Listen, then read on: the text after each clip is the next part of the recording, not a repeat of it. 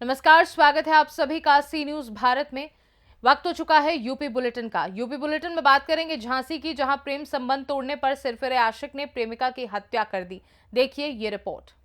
झांसी शहर के सीपरी बाजार थाना क्षेत्र में दिन दहाड़े घर में घुसकर आशा कार्यकर्त्री पर धारदार हथियार से ताबड़तोड़ हमला कर हत्या को अंजाम देने वाले आरोपी को पुलिस ने सोमवार को गिरफ्तार कर लिया है। पुलिस ने बताया कि थाना सीपरी बाजार के महियागंज में रविवार दोपहर को ज्योति अहिरवार, जिसकी उम्र 34 वर्ष थी, पत्नी लखनलाल अहिरवार, जो कि एक आशा कार्यकर्त्री भी थी, हत्या को बरुआ सागर थाना क्षेत्र के निवासी अंकित पुरोहित ने अंजाम दिया। ज्योति दिन के समय जब घर की छत पर गेहूं धो रही थी, उसी दौरान हत्यारा अंकित घर में घुसा और उसके साथ गलत काम करने की नियत से जबरदस्ती करने लगा। विरोध करने पर दोनों के बीच हाथापाई हुई और अंकित ने ज्योति के पेट और हाथ पैरों को धारदार हथियार से वार कर घायल कर दिया। इस जानलेवा हमले में ज्योति बुरी तरीके से घायल हो गई। चीख पुकार सुनकर छत पर पहुंचे परिजन ने उसे गंभीर हालत में मेडिकल कॉलेज भर्ती कराया, लेकिन उपचार के दौरान उसकी मौत हो गई है। मृतका के पति ने थाना सीपरी बाजार में आरोपी के खिलाफ नामजद रिपोर्ट दर्ज कराई और उसके बाद पुलिस ने आरोपी की धरपकड़ के लिए टीम गठित कर तलाश में जुट गई है, जिसके बाद अंकित पुरोहित को आज पुलिस ने थाना प्रेमनगर के मालगोदाम रोड के पास से मैं आला कत्ल के साथ गिरफ्तार कर लिया है। थाना क्षेत्र सीपरी बाजार के मसीहागंज चौकी के एरिया में ज्योति अहिरवार की हत्या 22/2/2024 को अंकित पुरोहित ने कर दी थी। परिजनों की तहरीर को उचित धारा में अभियोग पंजीकृत करते हुए वरिष्ठ पुलिस अधीक्षक महोदया द्वारा टीमों का गठन किया गया था अंकित पुरोहित की गिरफ्तारी हेतु। आज अंकित पुरोहित को गिरफ्तार करते हुए उनसे आला कत्ल बरामद किया गया है तथा जो भी घटना का मोटिव था वो सब पूछताछ से ज्ञात करते हुए इनको जेल भेजा जा रहा है। क्या काम कर? ये अंकित पुरोहित का जो ज्योति अहिरवार जिस मृतका है, इससे करीब 1.5-2 साल पहले इन लोगों का अफेयर हो गया था। इसी संबंध में इन लोगों की बातचीत चलती रहती थी, एक दूसरे से मिलना जुलना था। इधर पिछले 6 महीने से ज्योति अहिरवार ने इससे मिलने से मना कर रही थी। ये लगातार उस पर दबाव बना रहा था और ज्योति अहिरवार अपने पति सहित इसकी लगातार शिकायत भी करने का प्रयास कर रही थी और इनको धमका रही थी इसको कि अगर तुम हम पे दबाव बनाओगे तो मैं तुम्हारी शिकायत करके तुमको जेल भिजवा दूंगी। इसी दबाव में आकर के इसने इसी घटना को कारित किया है। झांसी से सी न्यूज संवाददाता अंकित साहू की रिपोर्ट। अगली खबर भी झांसी से है, जहां राज्य महिला हॉकी प्रतियोगिता में लखनऊ छात्रावास बालिका विजेता बनी। देखिए ये रिपोर्ट।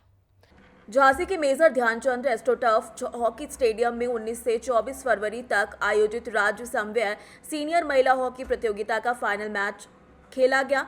ये मुकाबला मेरठ मंडल और लखनऊ बालिका छात्रावास के बीच था। मुख्य अतिथि रवि शर्मा, विधायक सदर झांसी, विशिष्ट अतिथि प्रदीप सरावगी, पूर्व अध्यक्ष भाजपा शांतनु गौतम, वरिष्ठ मुख्य प्रबंधक भारतीय स्टेट बैंक और निशा मिश्रा, सेवानिवृत्त क्षेत्रीय क्रीड़ा अधिकारी झांसी उपस्थित रहे। मैच रोमांचक और संघर्षपूर्ण था, जहां दोनों टीमें अंतिम 10 मिनट तक एक गोल की बराबरी पर थी। अंतिम समय में मेरठ के खिलाड़ी द्वारा लखनऊ को बाधा पहुंचाने पर अंपायर ने लखनऊ को पेनाल्टी स्ट्रोक दिया, जिसे मधु यादव ने गोल में तब्दील कर दिया। प्रतियोगिता के समापन के बाद सुरेश बोनकर, क्षेत्रीय क्रीड़ा अधिकारी झांसी, ने प्रतियोगिता की संक्षिप्त रिपोर्ट अतिथिगण के समक्ष प्रस्तुत की।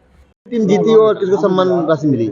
लखनऊ छात्रावास के खिलाड़ी और मेरठ छात्रावास के खिलाड़ी दोनों ने ही बहुत ही अच्छे खेल का मुजाहरा पेश किया और खेल का देखने में लग ही नहीं रहा था कि कौन सी टीम लास्ट मोमेंट तक जीतेगी।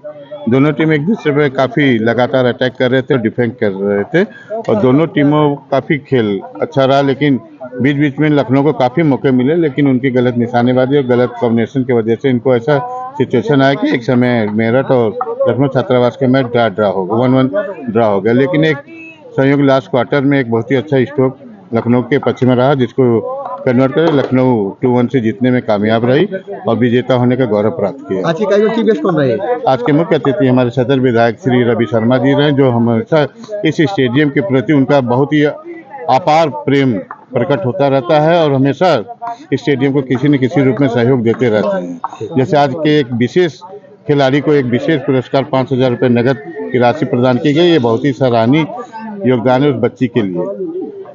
सर क्या कार्यक्रम चल रहे थे और आज समापन हुआ है? देखिए, आज राज्य सीनियर ओपन बालिका वर्ग का हॉकी प्रतियोगिता थी, जिसका फाइनल मैच मेरठ मंडल और लखनऊ छात्रावास के मध्य खेला गया।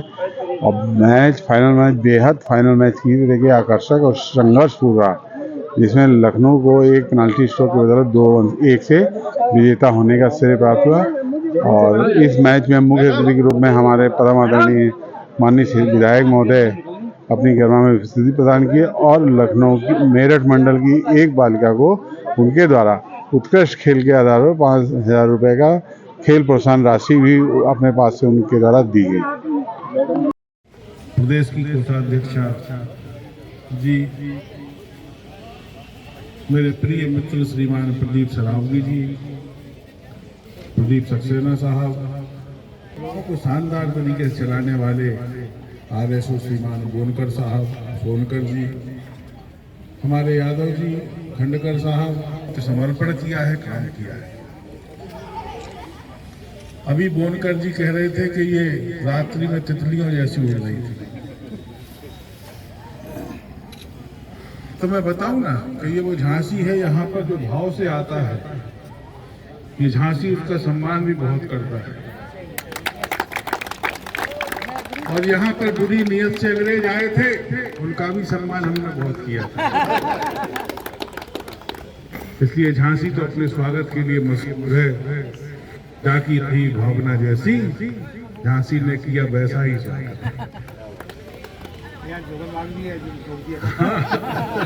बाहर से आई हुई हमारी निश्चित से इनके सामने बड़ा खुला आसमान है। Bureau report Jhansi. रायबरेली में एक युवती ने अपने साथ दुष्कर्म होने की बात कही। मामला क्या है, देखिए। रायबरेली से खबर है, जहां दुष्कर्म का एक मामला सामने आया। रायबरेली जिले के थाना डलमऊ के ग्राम रजौली में एक लड़की ने अपने साथ हुई ज्यादती के बारे में जानकारी दी थी। लड़की और उसकी मां पहले थाने में दुष्कर्म की बात से इनकार कर चुकी थी, लेकिन अब उनका कहना है कि बारी बारी से दुष्कर्म हुआ। लड़की के अनुसार जब वो खेत पर जा रही थी, 3 लोग आए, जिसमें से एक का नाम प्रियांशु और 2 अन्य आरोपी उसके घर में रहते हैं। उसने पकड़कर उसके साथ जबरदस्ती की, बाद में उसे बेहोशी की हालत में घर के पास छोड़ दिया। महिला और उसकी मां शासन से न्याय की उम्मीद कर रहे हैं, लेकिन पुलिस इस मामले को दबाने में जुटी हुई है। महिला ने पुलिस से न्याय की अपील की है और जल्द ही आश्वासन के लिए दौड़ भाग कर रही है। क्या घटना हुई आपकी बिटिया के साथ में? हम खेत में रहन, खेत में पानी लगाए रहन, हम कहा बिटिया काम करके तुम आ जाओ।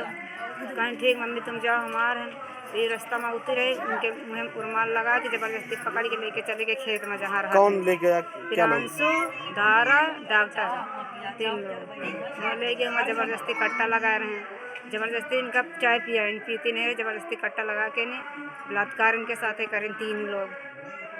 और वहाँ थाने में आने, आरोपी कहाँ के रहने वाले हैं? एक ही क्या रहे, बाहर गया है कहूँ भी रहा थे, कहा इनका कोई भगा नहीं सकत, ये हमेशा ही रहे। थाने में आने हम शिकायत की गई थाने में? थाने में सर शिकायत की ना है, कोई क्या सुनवाई कार्रवाई नहीं, अभी तक की गई? कोई सुनवाई नहीं है। कहीं मुकदमा दायर करो तो तुम लोग सब जान से मार डालोगे, तो खुद में कहीं कि नहीं हम फांसी पर चढ़ा दे, तुम्हारा फांसी हो जाए जो ज़्यादा करिए। हम कहीं क्या घटना हुई बेटे आपके साथ में? मम्मी गई रहे पानी लगा में, हम कहीं रहा कि नहीं काम करके आओ घर का। हम फिर गए रहे काम करके घर का, और पीछे से ही 2 लोग आके। कहाँ गई थी आप? खेत पे। क्या करने? मम्मी पानी लगाए रहे तो कहीं रहा कि आयो बहन काम वाम करके, तो फिर हम गए रहे और फिर 2 जने आए के नहीं, रास्ता में हमका पकड़ ली नहीं, हमें रुमाल लगा के बैठा ली गाड़ी मानी, फिर उठा लगी हमका जहाँ पर राहत रहे हमें।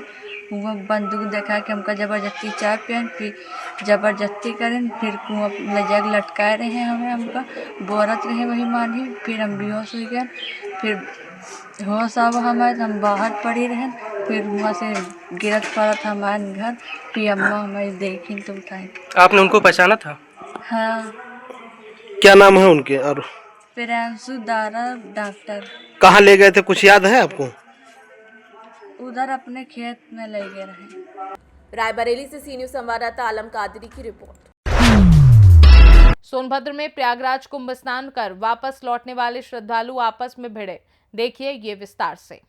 सोनभद्र में प्रयागराज कुंभ स्नान कर वापस लौटने वाले श्रद्धालु आपस में भिड़ गए। जी हां, गाड़ी टकरा जाने की वजह से सड़क पर जमकर हंगामा काटा गया। मौके पर पहुंची पुलिस दोनों तरफ के लोगों को समझा बुझाकर शांत कराती नजर आई। इस दौरान भोर में 4 बजे सड़क पर श्रद्धालुओं की भारी भीड़ हो गई। कड़ी मशक्कत के बाद पुलिस ने जाम खुलवाया। चौपन थाना क्षेत्र का मामला बताया जा रहा है। सोनभद्र से सी न्यूज़ संवाददाता राजेश गोस्वामी की रिपोर्ट। फिलहाल के लिए यूपी बुलेटिन में बस इतना ही। वक्त एक छोटे से ब्रेक का। ब्रेक के उस पार हम आपको और भी तमाम बड़ी खबरों से करवाएंगे रूबरू।